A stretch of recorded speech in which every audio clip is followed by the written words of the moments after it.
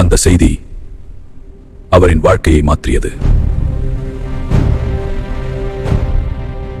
கரிகாலன் இறந்து விட்டார் என்ற செய்தி இப்போது அருள்மொழியின் முன் நின்றது.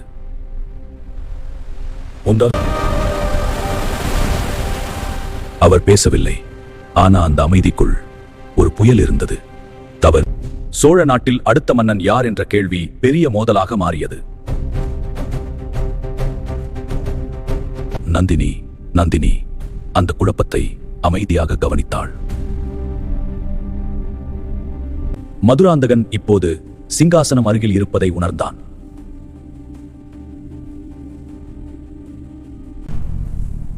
வந்தியத்தேவன் சந்தேகத்தின் மையத்தில் சிக்கியிருந்தான்.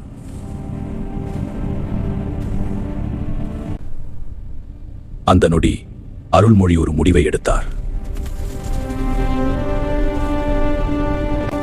அவர் சோழ நாட்டை நோக்கி திரும்ப ஆரம்பித்தார். இப்போது ஒரு புதிய அத்தியாயம்.